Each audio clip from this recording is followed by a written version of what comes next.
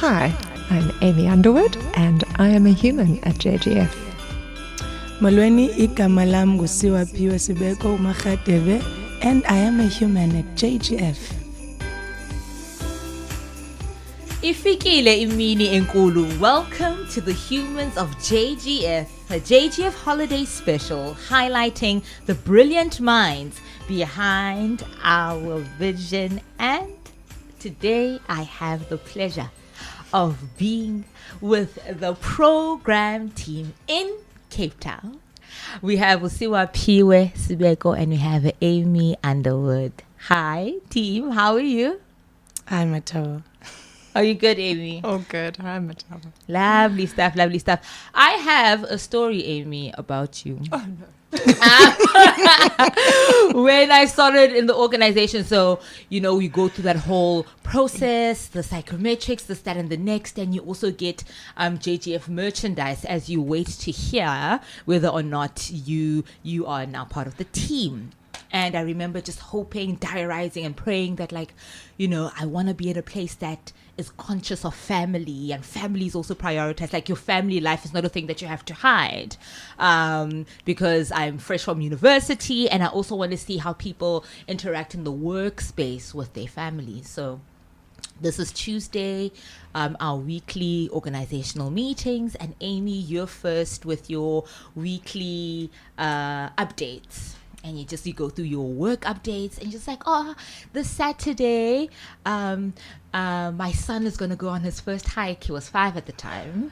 And we're just a bit nervous because it's muddy and we don't know if he's going to handle the terrain. I remember that story vividly because it affirmed to me that I'm working with great people, but that one quality that I was searching for of being in a family conscious space, you embodied, because you just went on and spoke about your son and I'm like, isn't she scared?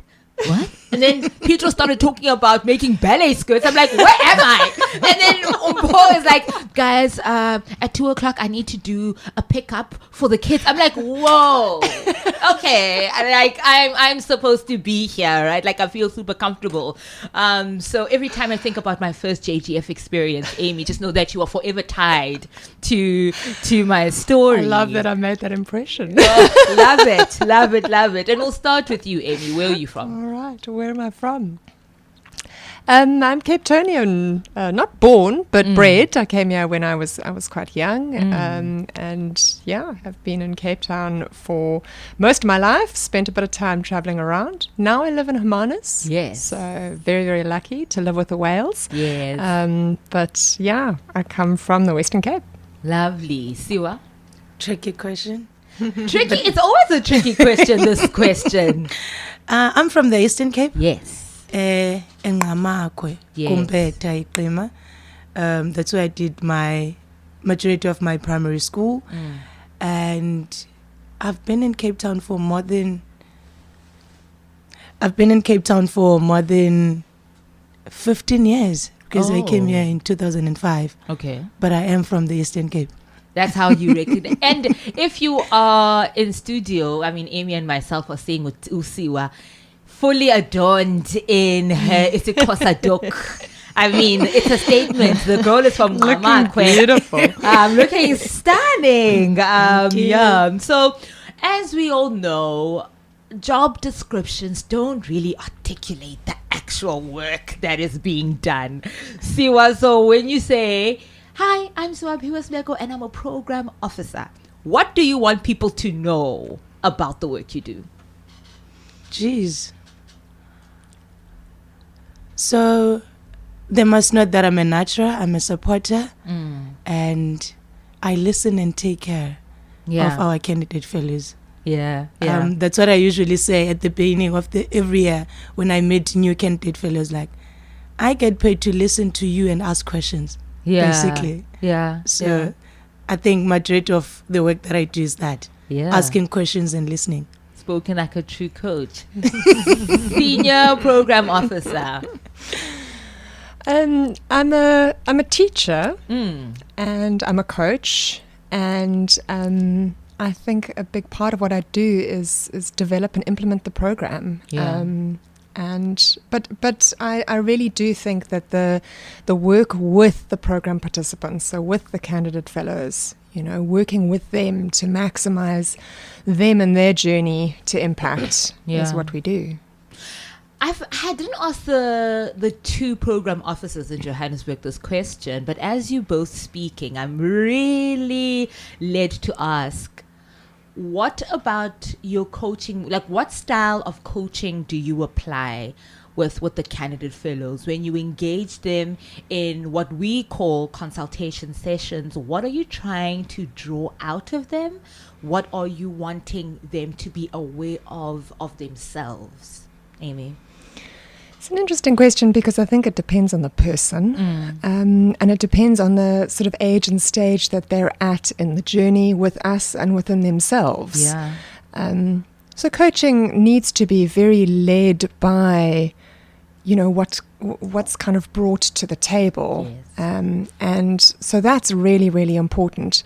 But it's an interesting tension for us because at the same time we're very driven by Jake Scavell Fellowship's vision.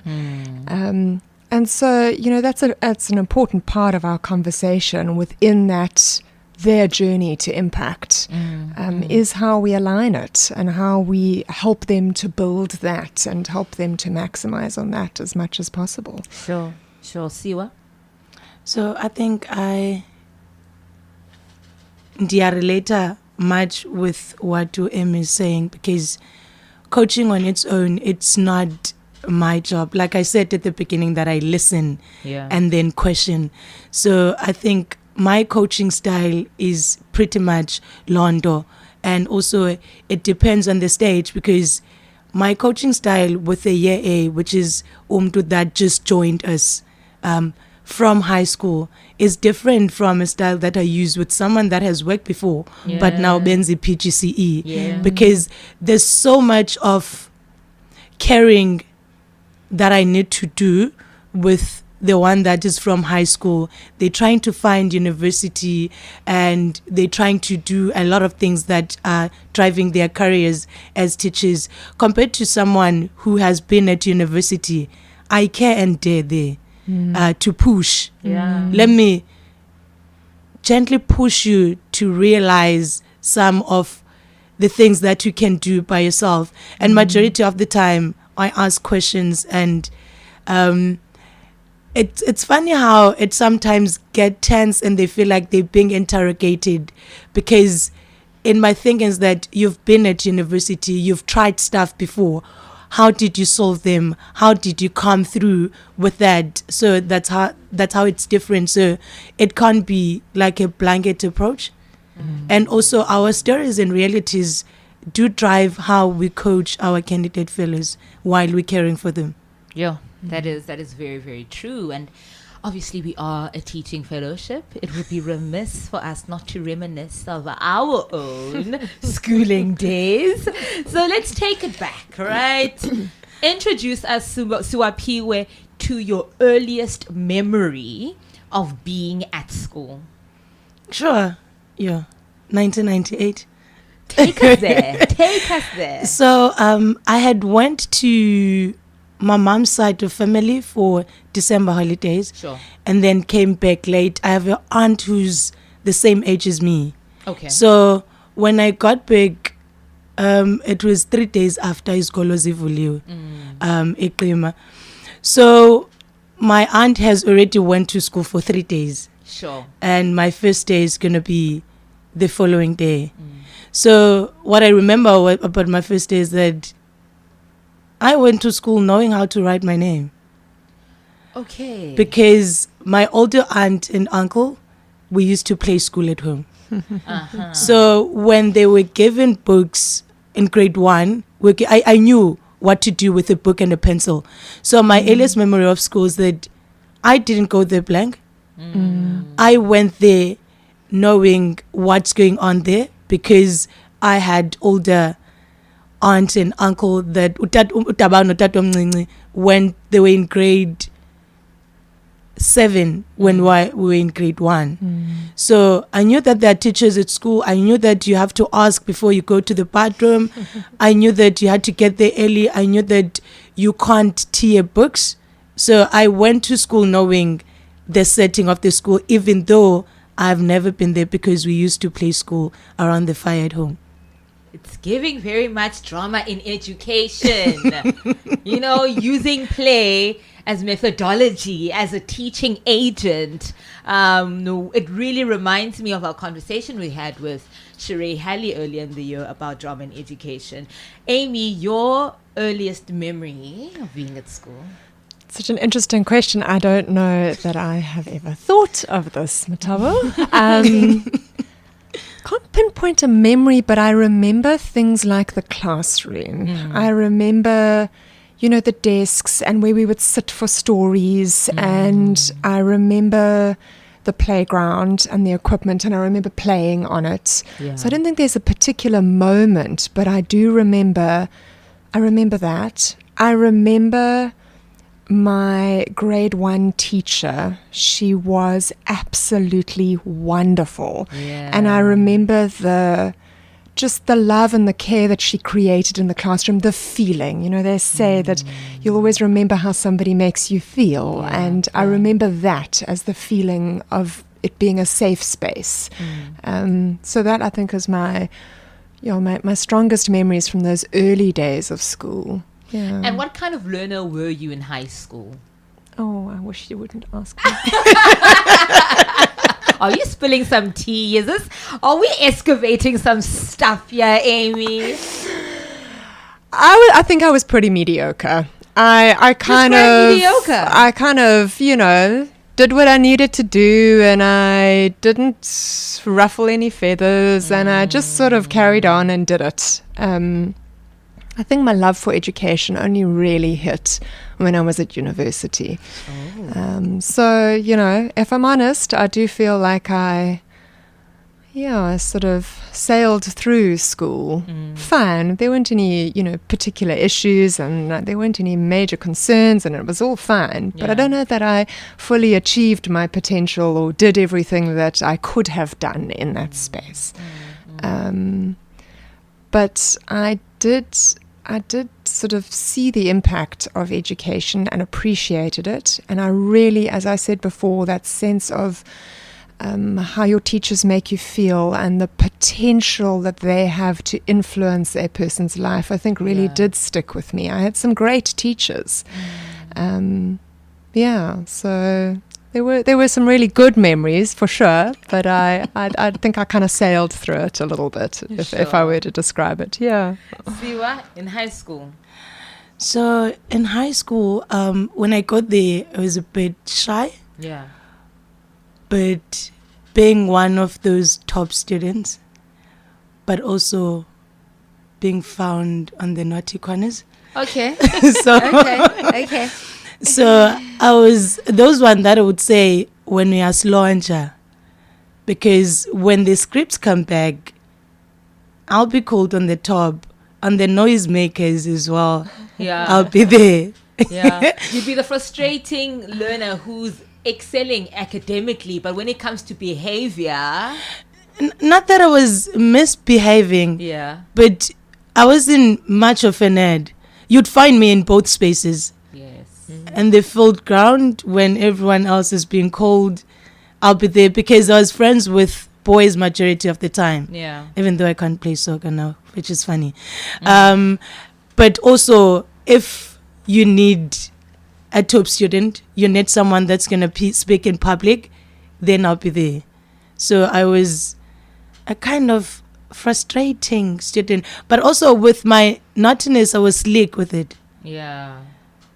I should not get caught every time, but my teachers knew that somehow you might have been there, even though we don't know. But also, if you want a student to iron mail on the district, then you'll call me. I'll do what I need to do. Yeah. So, but yeah, those are the memories and the kind of student I was at school and in high school. Yeah. And who was your favorite teacher, Siwa?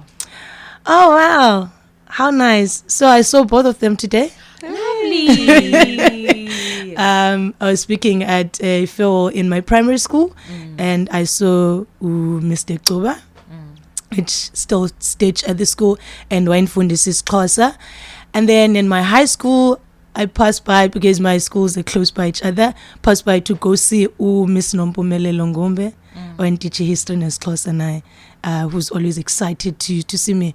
I think both teachers, the reason why they are my favorite teacher, even with, most special the high school one, Miss Nompumele, even with the behavior that I spoke about earlier, she still believed that one day I'll go to UCT, and yet I did. And I remember how, outside being a teacher, she would be a mother. And she would walk with us home, even though she could catch a taxi in front of the gate. She would walk with us, read poems to us, tell us stories, wanting to know how are things at home. She literally knew everything about us, even though she never visited our homes. So if each and every metric dance, you would not go to a metric dance just because our number. She would usually reach out to those who are already at university, those who are already working, to make sure that wonke umdana uya ku metric dance, out of her pocket uzokubhatalela the amount of money that you need for that. So other than being a teacher, she's a mother. Incredible. And now we are here as a team. We are at JGF. How did you hear about JGF, Amy? I was working at Allan Gray Orbis Foundation. And so, we obviously are under the same umbrella. And I remember when I arrived at the foundation for my interview, I bumped into Jeremy Gibbon. And I knew Jeremy Gibbon from my teaching days. And so there was a bit of a catch-up there. And I'd actually asked Jeremy to be a reference for me on my CV for the foundation interview. So he said to me, "Is this where you're interviewing?" And then it was very early days for him. They had just finished interviewing Carla Watson. Wow. And so it was very, very early days with Jake's Scaffold Fellowship, and he told me all about what he was doing, and I was just absolutely blown away by this concept. And in the back of my mind, I did think, I think I'm going to watch and see what opportunities come up over there. I loved working for the Allan Gray Orbis Foundation, but I think my teaching experience and I really, really align with the vision of JGF. And so, I found out about it sort of on that first day. But amazing, Sure. Wena Siwa? I've been around. Okay. So the first time I had of JGF was through my friend Uzolani. So when we still had the World Knowledge Olympiad, they asked me to translate. Yes. So that's how I knew about JGF. And secondly, I was involved in the selection of 2020. Yes. So the 2021 candidate fellows, yes. So I was an interviewer there. So I think what fascinated me, and my mom will attest to this, was like, I need to work for that company. I see myself there. I see the value that I can bring, but also it aligns with everything that I would want to see in the education space in South Africa, as a natural, like I said at the beginning. And so when I finished with scoring the interviews, they now wanted 5 program officers. And because I was now in their radar, I got a link from Uzolani, from Usnazo, who's at Allan Gray Orbis Foundation, and they said, "This looks like you. Please do it." I did it. It was called for an interview, and voila, I'm here. We are here. And, we often go to the office and we interact with each other based on the function that we do in the organization, not knowing really the backstory of people's experience and career paths and the faces and phases of your life that contribute to the person that we see every day and get to experience. Take us through the faces and phases of Siwaphiwe, which contributes to the Siwaphiwe that we get to experience in abundance every single day, except for weekends, unless if it's selection. At JGF. Matabo, so English I deeply take on a Friday. As it does. It just does deplete on a Friday. Yes, so it does. The faces and the phases, I think it hasn't changed much, because when I joined UCT, I was recruited by a program which was mentoring students from the township. Yeah. So when I got into UCT, I was an assistant to that project up until we phased it out. And I had always been involved in education. I'd always been involved in mentorship. I've always been involved in development, student development to be specific. So the phase that you see now comprises of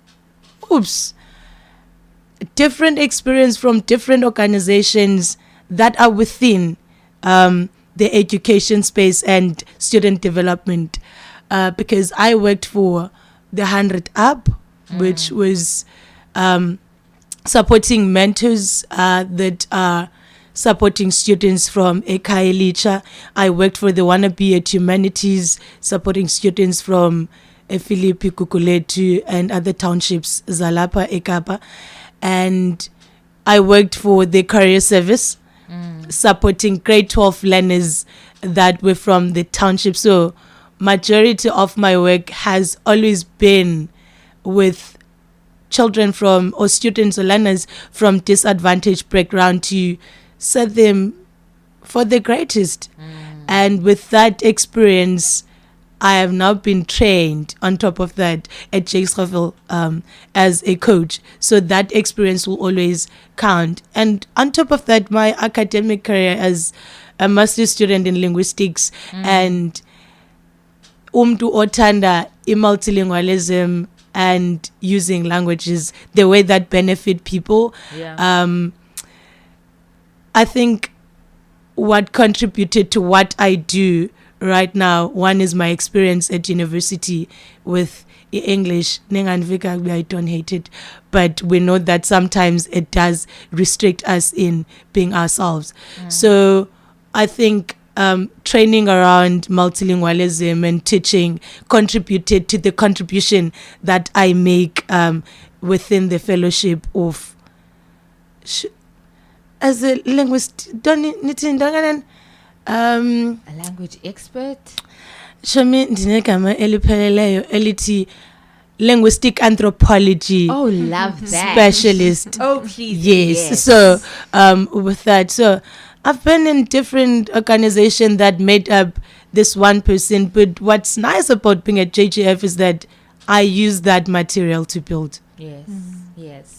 The different faces and phases of Amy Underwood. Wow. Maybe something that you don't know is I started studying law. Wow. Decided not to pursue that though, and landed up graduating with a psychology undergraduate degree. Okay. But I really do appreciate what I learned within the law faculty, and I think I've actually have implemented it and kind of taken that knowledge in through my teaching career, certainly. Yeah, what skills were those? I'm curious. A lot around our constitution and sort of understanding quite an in-depth understanding around South African law and where it came from, and a lot around the constitution. So I love that, and I feel like I've really taken that forward. Teaching was definitely not on my horizon, and I went off to go travel for a few years, and I loved that, and I thought I would just try and carry on traveling for a while, and so did a teaching English as a foreign language course because I thought that would open the world up for me. Yeah. And then I just loved it. I absolutely loved teaching. And it just struck me that I've never really thought of this career, and let me go and explore it a bit more. And what so resonated the most about teaching? it's magical. There's like a magic that happens when you are standing in front of a class and some learning is going on. I can't always explain it, but there is an energy there, and it really is wonderful. The relationships are incredible. And you can feel there's that sense of learning as it happens. So I loved it, and returned to UCT and started my journey with my PGCE. Standout experience for me, I did my master's in education, and I went to Finland for 6 months on a student exchange program. So that was absolutely incredible to go and see a different education system, and one that's, kind of ranked as one of the best in the world, and to sort of think about what they're doing and why it's working so well. So I loved that as well. I loved kind of exploring the different cultures and spaces around the world and thinking about that. Yeah. I spent many years in a high school as a teacher, and I sat on the management team of the school for a lot of that time. And so I had a good sort of in-depth understanding around the runnings of a school and the workings of a school. And so again, absolutely loved that. I really, really loved it. And I don't know that it's over for me. I think maybe one day I will go back into the classroom. Maybe one day, I will go and teach again, because there's something magical about it. There really is. But I did decide to take a little bit of a break after my son was born. And then when I sort of went back, and during that time I did a bit of program development. My master's is in curriculum. Yeah. And then when I went and started looking for full-time work again, Allan Gray Orbis Foundation's opportunity kind of came my way, and that was great. And it just felt like such a great fit for me. Sure. And moving into the space of coaching and development and youth development, really excited by the foundation's vision. And I knew of it from when I was a teacher. And I'd always said it was my dream job to be able to work for an organization like that. And so I worked at Allan Gray Orbis Foundation for a few years, and in that time started to develop as a coach, did my coaching certification. And then, as I said, I had kept Jake's Cavill Fellowship on, I'd watched what had happened in that space. And as they grew and opportunities kind of came available for them from, that side, decided to apply and see. And now I'm here. And it surprises me, Amy, that you say that teaching was never a thing that you had considered. I don't know about you, Siwa, but I always feel like Amy has the temperament of a teacher. Like, I'm just like, how did you not see it though? do you not know yourself? Like, how did you not see it? It's just the way you carry yourself, the way you deliver ideas, the way you convey your patience. And I'm just like, it's almost luring, right? It's like, team, don't, please come to me if you need this, this is what I've done, It's like, sure. I can't imagine you anywhere else. I mean, like, dealing with young people with their growth and development, considering your temperament as a person. And now we are at JGF, and we are doing the exciting work that we do. Siwa, what surprised you the most about working at JGF? Sure. So remember, I had worked before as a university student, so I was kind of familiar with the work environment. But what surprised me, and maybe mostly my mom, was that when I started working for Jake's, I went to the office for 4 days, and after that I worked from home. Yeah, it's the trust that they give to you, and it's how they believe in you. Yeah, and also let you do what you want to do, fail forward. Yeah, as we like to say, but also knowing that you're being cushioned. I think the other thing is how honest you can be at work. You cannot say you are sick if you need to take your son to a school trip, or to a soccer match. Like, I am not available. I will take my son to your soccer match. I'll only be available at 3.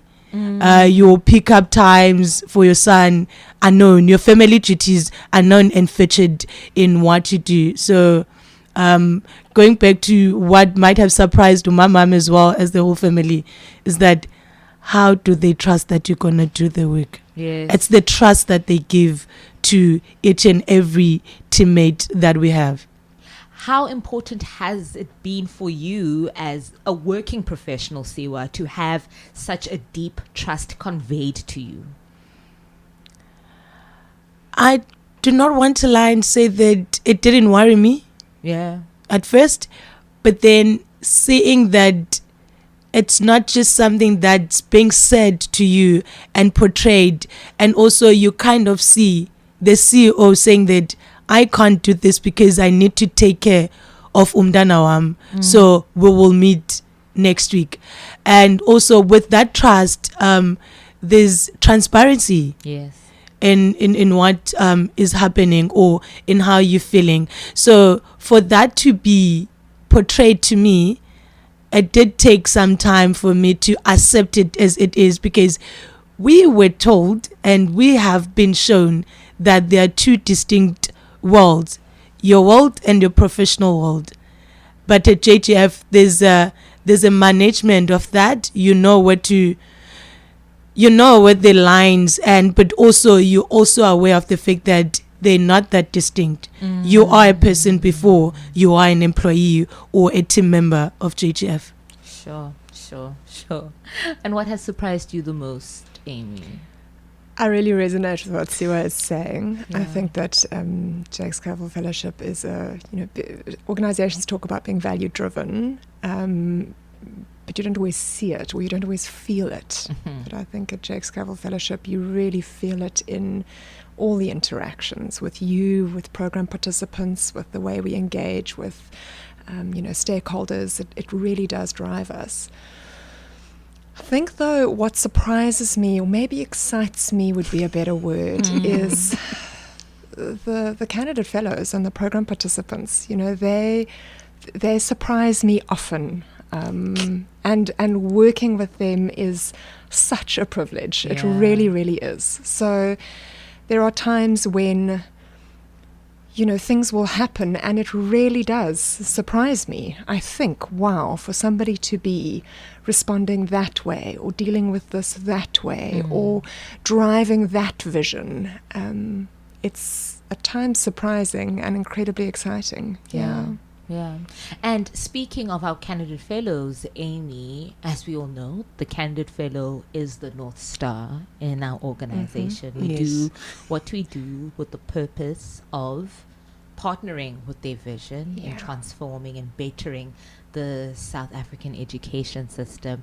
And in your view, Amy, what about the quality of candidate fellows we have that assures you that South African classrooms are in safe hands? Sure, you just need to speak to one of them for 5 minutes. Drops mic. Yeah. We're done. They really... Yeah. They speak with such passion around the vision that they're trying to drive for South Africa's education system.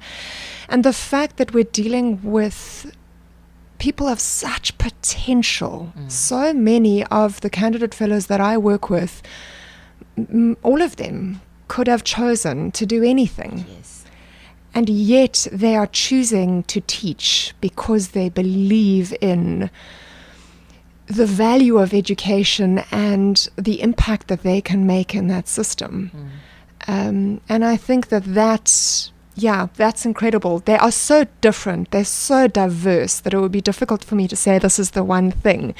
But I do think that common ground of I want to make a change in this system within this country, that's big for a 21-year-old or a 17-year-old or a 26-year-old to say, and really hold on to that and then walk the talk and do it. So that's incredible. Siwa, what gives you the reassurance that, judging from our candidate fellows, the quality of candidate fellows that we have, that South African classrooms are in safe hands? Sure. I think I resonate more with what UM is saying. One, those are daring individuals. They dare to do stuff. And also, the other thing that I always remember is that before they joined Geographical Fellowship, they were already there.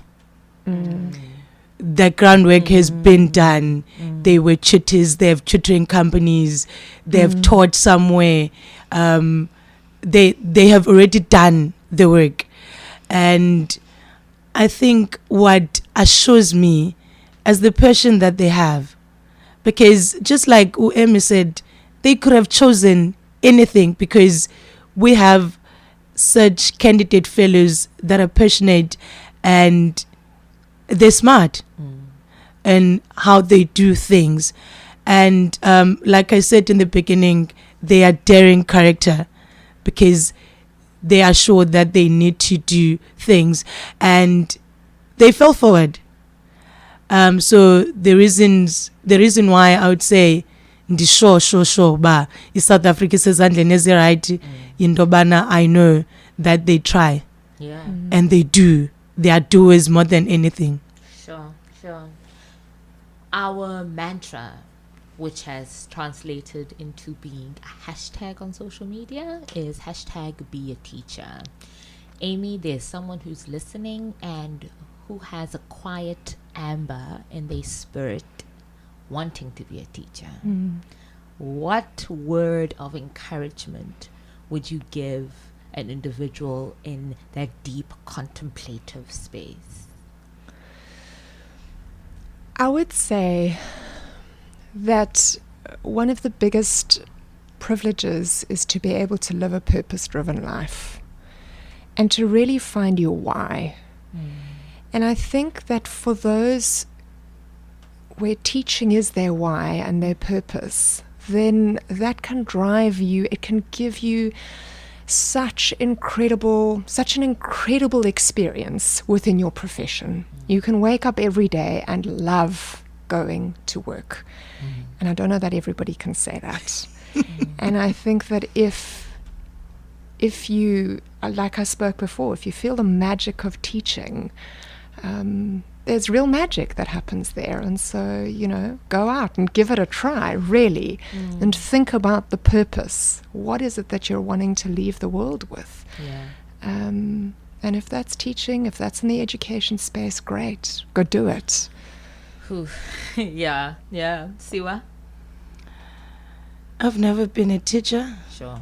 By profession, by passion I am.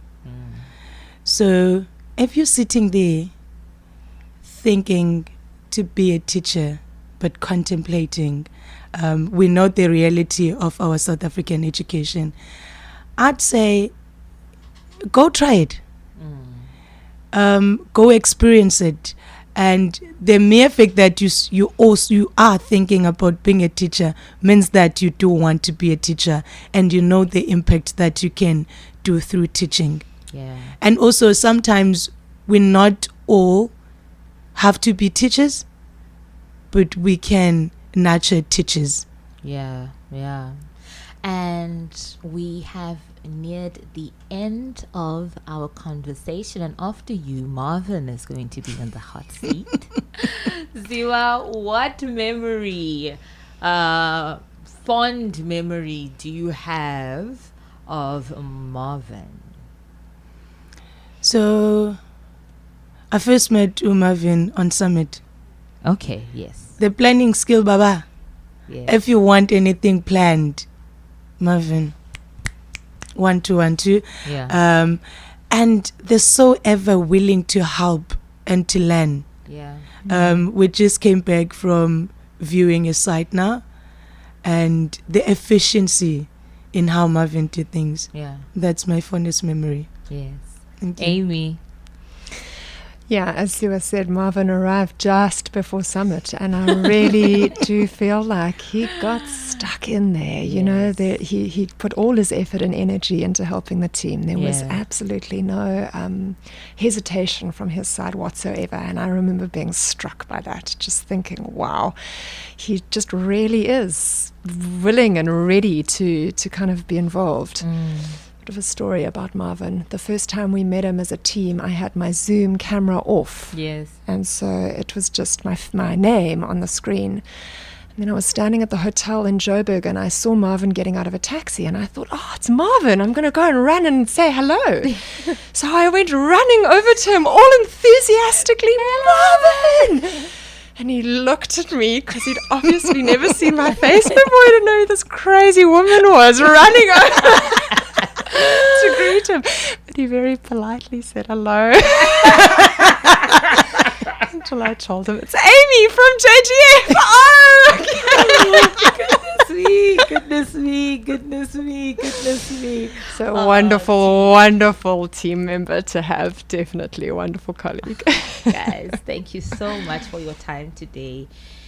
Thank you for your wealth of knowledge. And thank you so much for wearing your heart on your sleeve at work, your passion, calling us to attention. I think one thing that's unique about JGF is that we truly don't lead with the stick.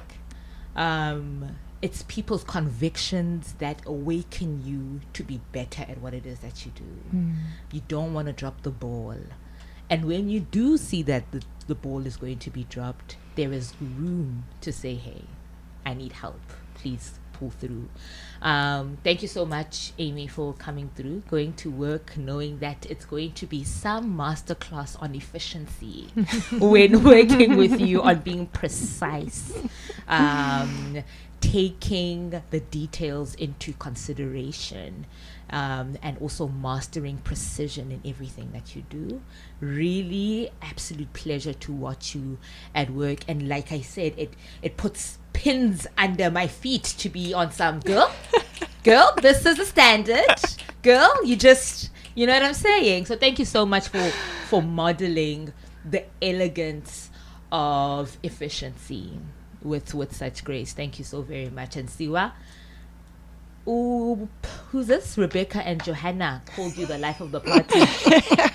So true. And really, in the organization, you remind a lot of us that might have a steel on our spine to loosen up a bit, like we're doing the work, and we can do so with a smile, and we can do so with vibrance, and we can do so with integrity, and how you infuse really the consciousness of language into our organization. Like I said, the first time that we did selection camp, I'm like, Siwa, thank you so much for reminding us why the representation of language is important for people to know that they fully belong and it's not an accessory. You took me back to my own passion of studying isiXhosa. I studied isiXhosa from high school into university, and you took me back, and I haven't looked back since. So as a colleague, you are part of my activation story around passion, and I really do appreciate that.